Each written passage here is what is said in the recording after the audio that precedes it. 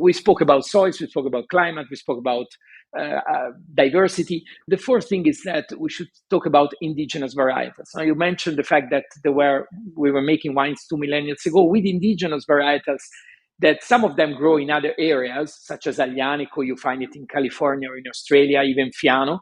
But actually, they don't grow with the same characteristics as here. And you have Fiano, Greco, and Falanghina in terms of white wines, and then you have Aglianico in terms of red grapes. These varietals, they even don't overlap. So within a smaller area, the farmers plant Fiano in an area, Greco in another area, and Aglianico in another area. So each varietal is not just indigenous and historic, but is strictly connected to a terroir. Fascinating people with stories to share, fabulous wines and the best local foods to accompany them, and beautiful places to discover and visit. All of this and more on Wine, Food and Travel with me, Marc Millon, on the Italian Wine Podcast. Join me for a new episode every Tuesday. Welcome to Wine, Food and Travel with me, Marc Millon, on Italian Wine Podcast. Today we travel to Campania for a special sub-series that focuses on this beautiful southern Italian region, its wines, gastronomy, and things to see and do. Today we travel to inland Campania, to the province of Avellino, and to the beautiful wineland of Irpinia to meet my guest, Antonio Capaldo, of the acclaimed Feudi di San Gregorio winery. Buongiorno, Antonio. Thank you so much for being our guest this morning. It's a real pleasure to meet you here, as I've drunk and enjoyed your wonderful wines for many years. And indeed, I have one of your wines, Piano di Montevergine, in my book, Italy in a Wine Glass. So it's a real delight to have this conversation. How are you today? Buongiorno, Marc, and thanks for the kind words, and thanks for having me with you today. I'm good, and I'm looking forward to have this conversation and speak about my region and my winery. Okay, great. And I'm assuming it's pretty warm where you are today. Is that right? It is. Even if we are very lucky in Irpinia, you were saying it's inland Campania, because actually we are enclosed by hills and mountains. The average elevation of all the vineyards here is 500 meters. So overall, it's cooler than you can expect from the south of Italy. And actually, you are not far from the sea, like 30 kilometers, but the microclimate is a continental microclimate within the Mediterranean Sea. So this is what makes Irpinia pretty special. And so we don't suffer the heat like in the big cities of Italy or in the rest of the south. Okay, so Irpinia, this beautiful, and I think for many wine lovers, still undiscovered region of inland Campania, region where wine has been produced for at least 2,000 years. Can you tell us a little bit about Irpinia, something, the history, but also describe this beautiful countryside? Yes, let's hope. I mean, I agree with you. It's not particularly well known yet.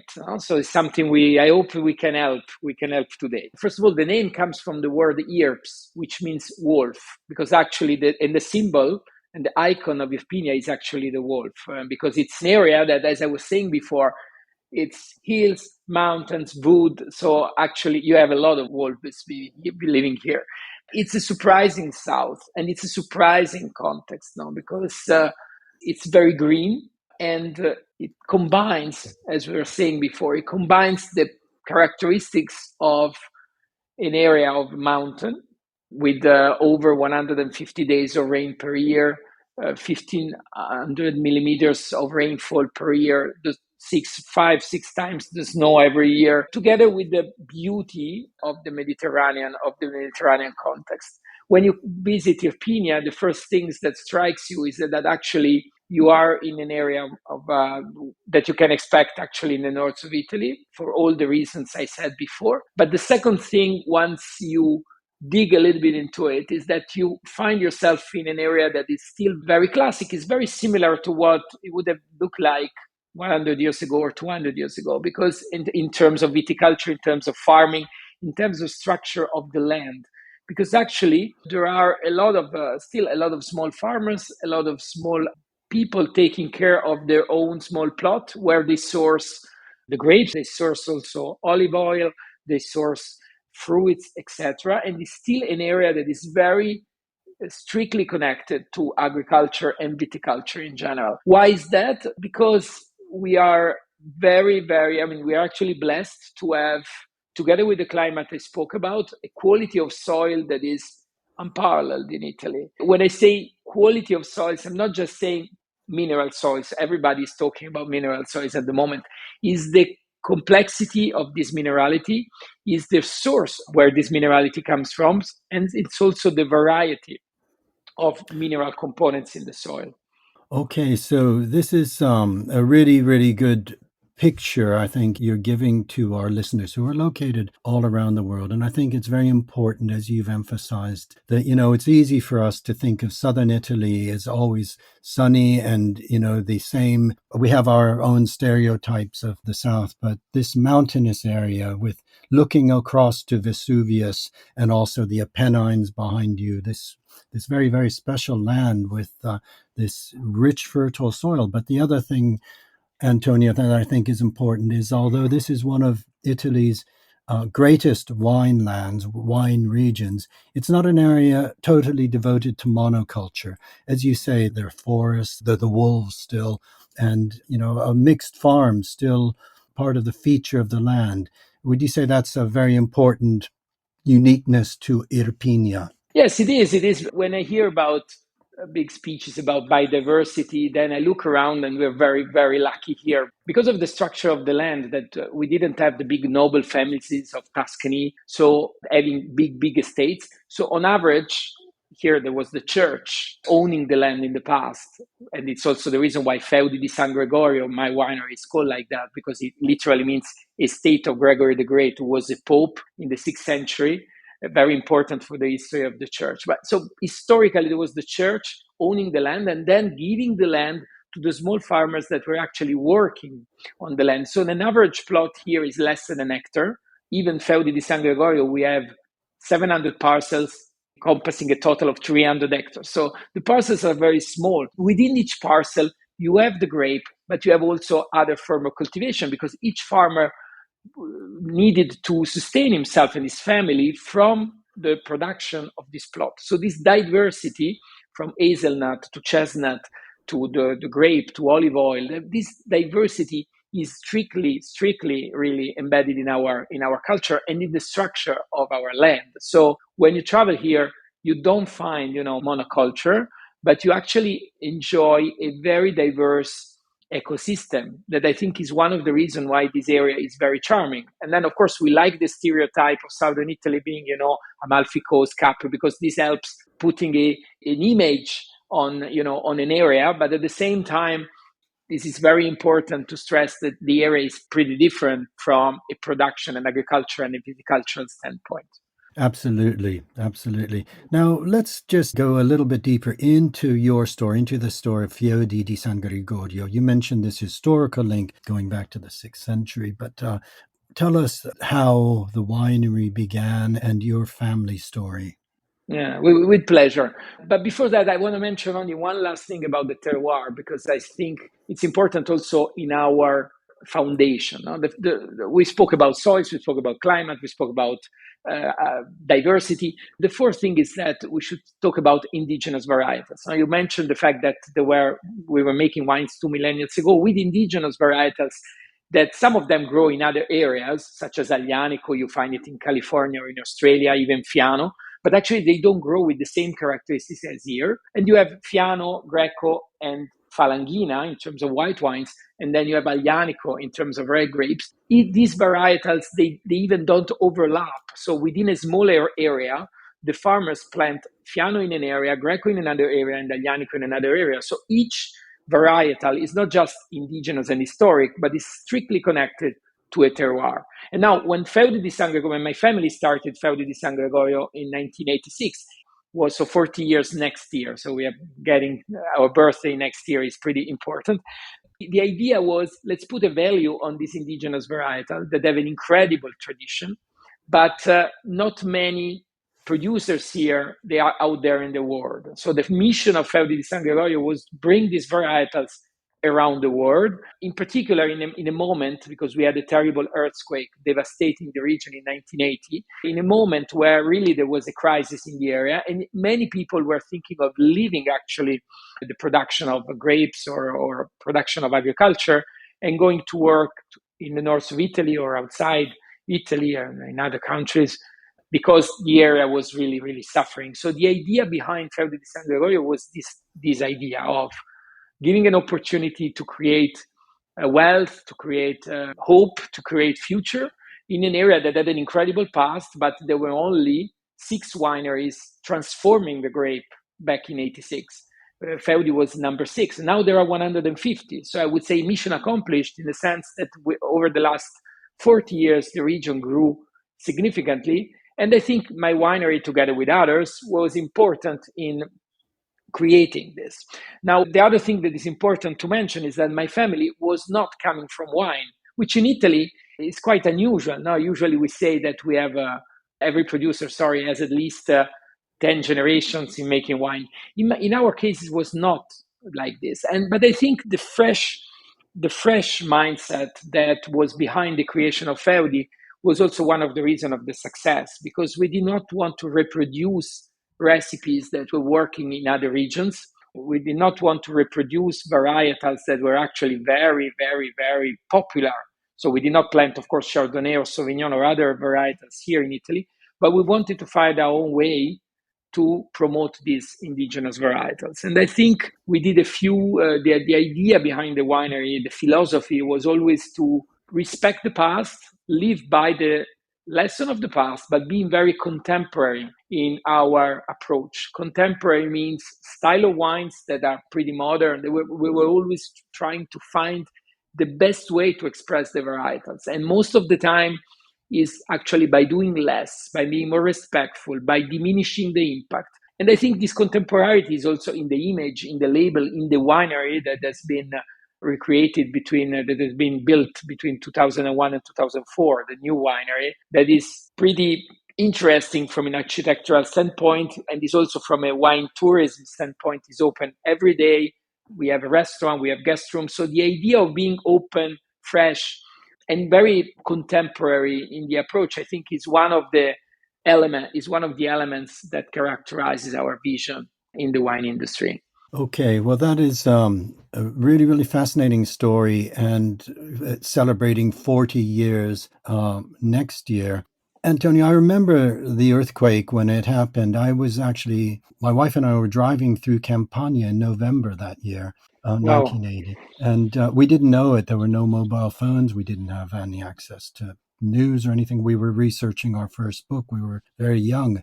But then I returned in 1989 researching another book. And I can remember that visiting the village of Tufo, and it was still in ruins. And as you say, this renaissance of wine in Irpinia has really come from time, and your family were pioneers out of that devastation, and it was a terrible earthquake, of really helping the whole area to rebuild and to find prosperity based on the ancient traditions, the autochthonous, the native grape varieties that have been grown literally for 2,000 years or more.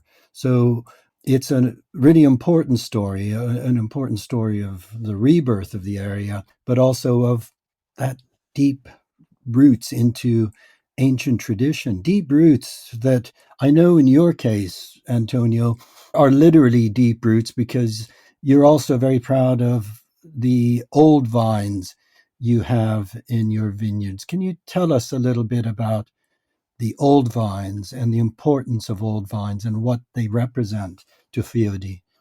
I think what you're saying is pretty much how we see life. We are deeply rooted in our land and our tradition. At the same time, we try to look ahead and try to grow towards the sky. And I think pretty much like these old vines do. So we are very lucky because part of our terroir, in particular in the area of Aglianico, we have a soil that is a mix of volcanic sand and volcanic stone.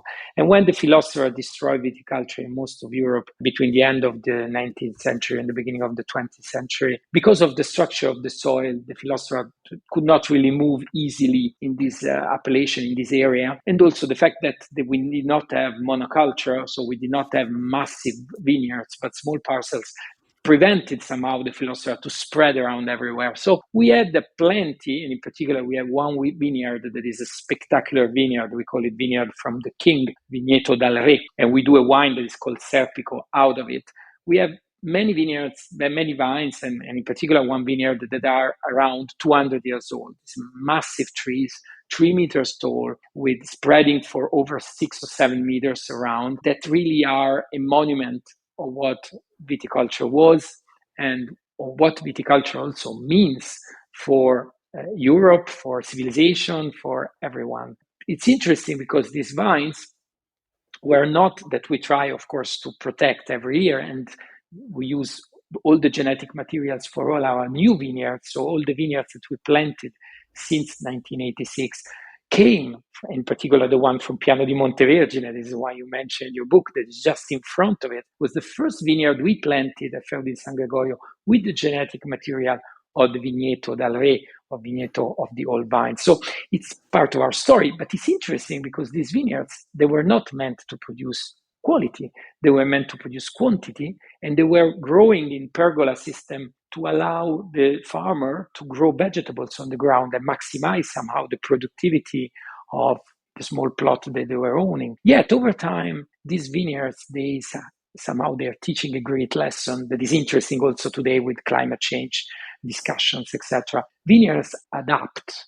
And so over time, these vines reduced their yield, they improved their quality, they found their balance. So this vineyard today is a vineyard where we don't have to intervene. It's a vineyard that gives incredible juice every year, just the right quantity. We don't need to prune, we don't need to do anything. So it's an incredible ecosystem that I hope that some of our listeners can come and see together with the winery, because it's something that you don't find anywhere else in the world. No? There are examples of old vineyards, but something like that, 4 hectares with fruit trees in the middle, it's something that you don't find, find around the world. And it's something that for a wine lover is a pretty unique experience.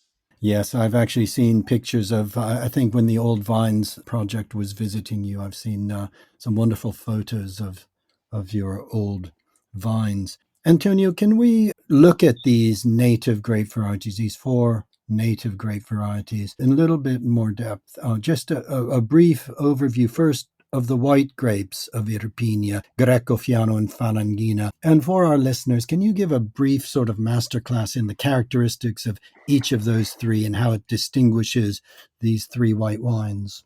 Actually, it's not easy to do it in a nutshell, but I'll try. I mean, Falangina is the most popular, also the most productive, also is produced not just in Irpinia, but in Benevento, in Sannio area that is close by, is the one that has also the higher yield and is probably the more aromatic of the 3. So actually with the Falangina, that grows on a mixture of limestone and volcanic soils, you find similar, minerality and strength and structure that you have also in the other 2.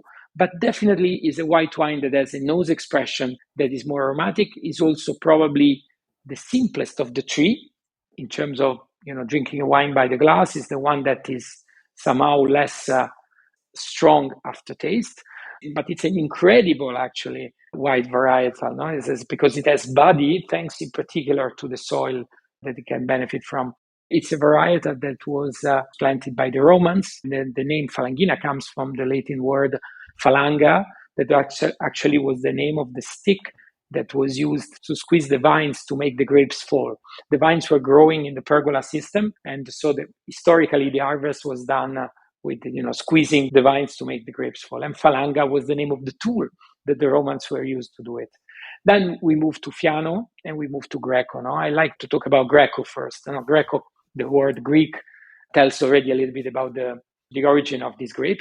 But what's more intriguing for Greco is the fact that it's one of the smallest DOCG appellation in Italy, 500 hectares in total. And it's an area that is very narrow, where you have an incredible soil system. Now, Tufo is you mentioned Tufo before. Tufo is the name of the town that is in the center of the appellation. But Greco di Tufo, because actually Greco is the grape, Tufo is the area, and Greco di Tufo is the appellation. Greco di Tufo derives its name from this specific soil system. In Tufo, you have one of the largest sulfur mines of southern Italy. So the minerality that does not come from volcanoes, but comes from the soil presence of the minerals before, in particular from the presence of the sea historically that left a lot of minerals here. These sulfur mines, they give a very specific note to the wine. Now, you can expect, sulfur is bad, so the wine tastes bad and smells bad. No, on the contrary, the wine, of course, it is more evident and stronger in the palate than in the nose. Sometimes the Greco is more closed, is more difficult to express in the nose, but the palate is incredibly long, is incredibly powerful. It's a wine that is, if you want to use a word that many people use today, is very vertical, because a lot of freshness and a lot of body and a lot of structure and a lot of complexity in the end. And definitely compared to Falanghina, Greco is more a food wine, more a wine that you use to accompany a meal rather than just an aperitif. But it's a very, very unique grape. I'm in love with Greco because you can taste 100 white wines around the world, yet you're not going to find a specific profile such as Greco. Greco is very, very distinctive. And for me, it's the most distinctive white wine that we make in Irpinia. Then Fiano is kind of a combination of the two. It's the noblest of the three because it has both the aromatics and the body, yet it doesn't have the distinctiveness and the length probably of Greco, but it has an incredible complexity, balance in the nose and in the mouth. So Fiano doesn't come from the Greek origin, but comes from a Latin origin, such as Falanghina. And it was historically the most popular grape in the area. So Fiano is, and probably is still more popular than Greco around the world. And I believe it is an incredible wine for every situation and every occasion. These are the three. Then we have Aglianico. Yes, Aglianico, mighty Aglianico. Tell us a little bit about Aglianico in Irpinia and perhaps how it differs from Benevento, from Taburno and Vulture. What's unique about Aglianico in Irpinia? Aglianico in Irpinia, it originates from Irpinia, then it was spread in Vulture and Sannio Taburno. Now, the difference is the soil, is mostly the soil. In Vulture, you have volcanoes as well, but you have volcanic stone. So Aglianico tends to be more vegetable, more gentle. In Irpinia, you have mostly sandy volcanic soil. Aglianico tends to be more elegant, yet more powerful and more difficult in terms of harvesting at the right time, getting the right balance, getting the right tannic energy. So actually, when something is difficult, it's probably more intriguing to make. And Aglianico, as you said, mighty Aglianico. Aglianico is a very difficult varietal to handle because it is big.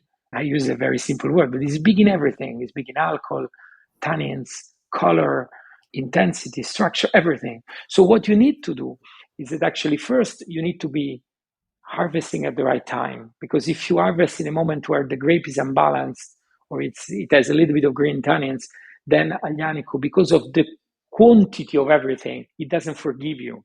So in Aglianico that is harvested a little bit too early and that has green tannins, it's never fixed. So you may wait 30 years because it can age very well, yet you're not going to find the right balance. So it's a very complicated varietal because we used to harvest in November. Now with the climate evolution, we're harvesting late October, but still you're harvesting in a moment very late in the year, in a moment where you're facing rainfall, you're facing drop in temperature. So you need to be brave to wait until the last moment. If you do so, then the varietal is pretty fantastic. It has an incredible fruit. It has a lot of tannins, but soft. It has this structure and power, but yet elegance. So then the second thing you need to do is that you don't need to overload the wine with your own idea of making wine. You need to do as little as needed and let the drinker enjoy the varietal characteristics. So Aglianico doesn't like invasive oak, doesn't like very long oak aging, doesn't like small, probably oak recipient new. So what you need to do is that you need to work towards a more respectful and gentle way of aging wine. I think that's the key to make a Taurasi. Taurasi is the name of the appellation and is also the name of the town and the center of the Aglianico production. So Taurasi is the DOCG, Aglianico is the grape. To make a Taurasi that is memorable, you really need to do very little actually, but you need to be brave. That's for me is the lesson that I can, that I learned on me. And if you do so, then not only you have a very good wine, but you have wine that lasts for a very, very long time because of the structure, but also because of the level of freshness and acidity that is a common element of all the wines that we produce because of the climate and the elevation. And in particular, it helps a lot on the aging and on the longevity of Taurasi. Okay, well, those are absolutely beautiful and important descriptions of these 4 native grape varieties of Irpinia, and Feudi di San Gregorio certainly makes some of the greatest examples. But Antonio, I'd like to turn to another subject now. There's a lot we could talk about, but I must mention this fascinating viticultural project that you have begun in association with the Archaeological Park of Pompeii, of growing historic native grapes, these grapes and maybe others, actually within the ancient city of Pompeii itself. Can you tell us a little bit about this project and why it's so fascinating and important? Already mentioning Pompeii makes everything fascinating, because we are talking about the center of culture at the time of the Romans, that because of what happened in Pompeii, still teaches us a lot of things about how ancient Romans used to live. And today, the idea of the park is to develop kind of a garden. So not just visiting the archaeological site, but also enjoying productions of olive oil, of wine, of fruits, like it used to be at the Romans. Doesn't mean that we're going to make the wine like the Romans would have done, but we are trying to reproduce that ecosystem. So the idea is that we will have for the next 15 years, 19 years actually, we will work together with the park to create this. If you visit today, you already see vineyards because we could inherit like an hectare of vineyards that were already inside the park. But we are going to plant another 6 hectares, creating so an estate of 7 hectares, and the full-fledged, fully equipped winery inside the park, where we are going to work with ancient recipients, but of course we also with modern technology. The idea for us is pretty fantastic, because when I spoke about my region, Irpinia, I spoke about the potential of these indigenous varietals and the fact that we still have a lot to do to make the world aware, the world of wine aware of these varietals. Pompeii gives us an opportunity, respectful of what history tells us, to do so, because in Pompeii there are a lot of people visiting, and we will have an opportunity to make them see what the wine means for our civilization, what the wine is in our culture, and at the same time taste the wines of the varietals that we also grow in other areas of Campania. So we planted Aglianico, we planted another varietal that is not popular in Irpinia, but is more popular towards the Vesuvius, because we are very close, of course, to the Vesuvius, which is Piediosso. And then we are planting whites. So we are planting Greco and Falanghina. So in the next, let's say, 15, 20 years, you will see an incredible project. So if you're visiting now, you will see something. If you're visiting in 5 years, you will see something more. And soon, we hope we will have wines produced there, flying all around the world to talk about the importance of wine. And I think what the message for me was, when I think about the current turbulence from tariffs to all the discussion about wine is good for health, is bad for health, how much you have to drink, the young people who don't like wine, and many, many discussions. I think for me, working on the Pompeii project is a fantastic hope, and is also a fantastic moment where I think about the beauty of what we make and the fact that we don't make just a product. We make something that is strictly embedded in all the areas of creativity, culture, history, tradition at the same time with a modern vision, such as the one that the park is having. So for me, it's a project that will shape the future of my winery. Hopefully, will provide a positive contribution in general to what the wine culture is and needs to be. Such a beautiful project to hear about from you, and I'm looking forward to following this in the years to come. Of course, Pompeii was a city that was awash with wine, and when we stroll down those stone streets and we see the old taverne where people would have been purchasing and drinking wine, and wine was an important trading commodity to the Romans, and certainly leaving the port of Pompeii as it was a port then. So it's a fascinating project, and linking, as you say, the ancient past directly with what is happening today.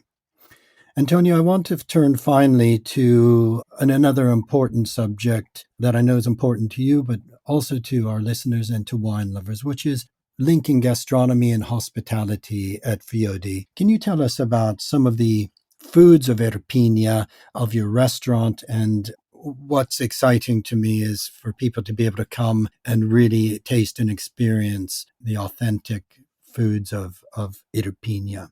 Yes, we have at the winery, we decided that we really wanted to give a full experience wine and food of the area. No? So we have a restaurant since 2006 at the first floor of the winery. We have guest rooms so people can actually enjoy pairing wine with food, but they'll also rest at the winery if they want after dinner. The tradition of the food here is, of course, interesting. It's a little bit different, as we said from the beginning, from the rest of the coast, because you don't have, except for codfish, you don't have a lot of fish, actually, in what we used to make. You have a lot of vegetables. You have a lot of soups. You have a lot of meat, but not beef. So lamb, pork, and small in general, small poultry. But what's more particular is actually the vegetables. And we also have a vegetable garden close to the winery that we created for the restaurant. That is also a very nice place to visit. There is a lot of connection, actually, surprisingly, in reality that is normal, but actually surprisingly, there is always a strict consistency between the wine style, the wine's idea, spirit, soul, and the soul of the food that is producing in the same area. Now, of course, everything is getting fusionized, so it's more complicated to see that. But actually, if you come and you taste the food of our tradition, and then you taste the wines, you see similarity and connection, in particular in the spirit of both things. And I think it's pretty much the same in other areas. So a visit for me, and that's why we opened the restaurant in 2006, a visit is not complete if you don't have the opportunity to pair, gastronomy and, of course, wine. What would be some of the typical dishes of Irpinia that would pair with a particular wine of yours? Just wanted to give a flavor, a more specific flavor. First, we talk about Aglianico. The tradition here is the lamb, or also the soups, like lentil soups, or the roasted lamb, or with Aglianico, with taurasi. That's pretty much the tradition. Then you have, for the whites, for Greco, you can think of mozzarella. Mozzarella, we do it here and we do in the area close by. Mozzarella is a classic of Campania, and it pairs very, very well with Greco. But also for the whites, you can have a selection of cured meats. You can have a selection of vegetable dishes that go very well with them. If I have to pick another dish, is also the salted codfish, which is a super tradition in the area. We call it bacala. The bacala with the Greco, because of the sapidity, but also with Fiano. It's a fantastic pairing, and it's something that we always have at the restaurant. How is the bacala prepared? Here, you have two versions. One is that you just have the bacala boiled with vegetables, very simple, which put some olive oil on it. So it's something that probably is not that much of our tradition, because historically it was done with tomato sauce. So you have these two possibilities. One is tomato sauce with vegetables, and the other one is without the tomato sauce, just olive oil with vegetables. I think that the second one is more the diet version of the first one. Okay. So it's more recent, and actually you find both at the restaurant. Okay. Well, that's wonderful too.